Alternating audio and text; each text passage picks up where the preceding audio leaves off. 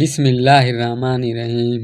عاشق رسول حضرت علامہ یوسف بن اسماعیل نبہانی علیہ رحمت و رضوان فلسطین کے علاقے میں 1265 ہجری میں پیدا ہوئے۔ 1350 میں مقام بیروت میں وصال فرمایا۔ آپ لکھتے ہیں کہ شہر بلخ کے ایک علوی کا انتقال ہو گیا تو ان کی بیوی سمرقند چلی گئیں، ساتھ میں چند بیٹیاں بھی تھیں جن کو انہوں نے مسجد میں بٹھا دیا اور خود جا کر انہوں نے شہر کے رئیس سے ملاقات کی اور اس سے اپنا دکھ درد بیان کیا، مگر مسلمان ہونے کے باوجود اس نے کوئی توجہ نہیں کی اور کہا اپنے علوی ہونے پر گواہ پیش کرو۔ وہاں سے مایوس ہو کر وہ شہر کے محافظ کے پاس گئی جو مجوسی کافر آتش پرست تھا۔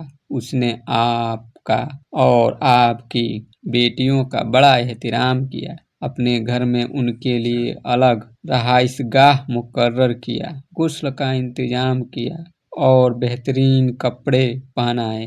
اس تعظیم و تکریم عزت کی برکت سے مجوسی کا پورا گھر مسلمان ہو گیا۔ رات کے وقت شہر کے رئیس نے خواب دیکھا کہ قیامت قائم ہے اور لواء الحمد حضور سید عالم صلی اللہ علیہ وسلم کے سر پر لہرا رہا ہے۔ حضور نے شہر کے رئیس سے منہ پھیر لیا۔ اس نے عرض کیا، حضور آپ مجھ سے منہ پھیر رہے ہیں حالانکہ میں مسلمان ہوں۔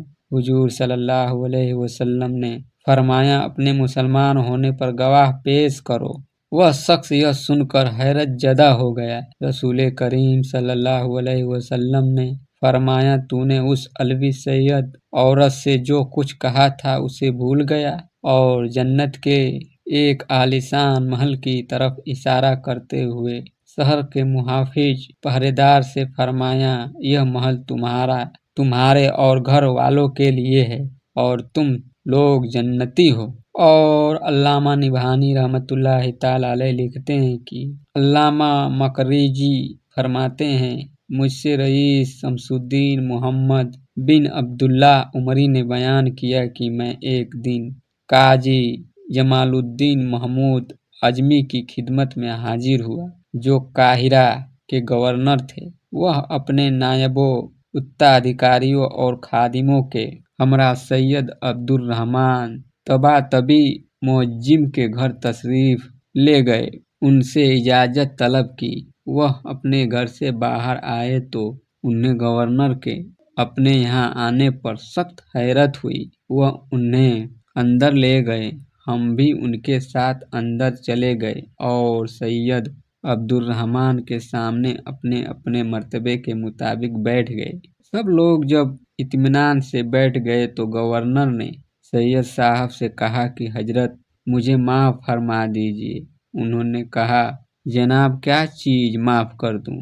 گورنر صاحب نے کہا، کل رات میں قلعے پر گیا اور بادشاہ ظاہر برقوق کے سامنے بیٹھا تو آپ تشریف لائے اور مجھ سے بلند جگہ پر بیٹھ گئے۔ میں نے اپنے دل میں کہا کہ یہ بادشاہ کی مجلس میں مجھ سے اونچے کیوں بیٹھ گئے؟ رات کو میں سویا تو مجھے نبی کریم صلی اللہ علیہ وسلم کی زیارت ہوئی۔ آپ نے مجھ سے فرمایا، محمود تو اس بات سے شرمندگی محسوس کرتا ہے کہ میری اولاد سے نیچے بیٹھے۔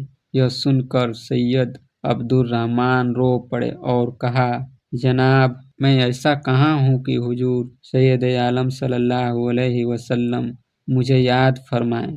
یہ سننا تھا کہ تمام حاضرین بھی رو پڑے اور سب کی آنکھیں اشکبار آنسوؤں سے تر ہو گئی۔ سید صاحب سے دعا کی، دسترخواست کی اور واپس آ گئے۔ سمرقند کے رئیس شہر سے علوی خاتون سید کا اپنا حال بیان کرنا، جواب میں شہر کے رئیس کا یہ کہنا کہ تم اپنے علوی ہونے پر گواہ پیش کرو اور محافظ شہر کوتوال مجوسی کا علوی خاتون کی خاطر وہ مدارات کرنا اور ان کے ساتھ تعظیم و عزت سے پیش آنا और महमूद गवर्नर का नीचे बैठना, सैयद साहब का बुलंद मकाम पर तशरीफ रखना और फिर गवर्नर का अपने दिल में यह ख्याल लाना कि यह मुझसे ऊंचे क्यों बैठे हैं। इन सारी बातों को अल्लाह के महबूब सल्लल्लाहु अलैहि वसल्लम देखने और जानने वाले हैं और इसी किस्म की बातों को देखने और जानने वाले को हाजिर व नाजिर कहते हैं। अल्लामा निबहानी अलैहि रहमत व रिजवान ने इन वाक़ियात को लिखकर अपना यह अकीदा साबित कर दिया कि हुजूर सल्लल्लाहु अलैहि वसल्लम हाजिर व नाजिर हैं। अगर वह हाजिर व नाजिर न होते तो इन वाक़ियात को, हालात को वह हरगिज न देख पाते और न जान पाते।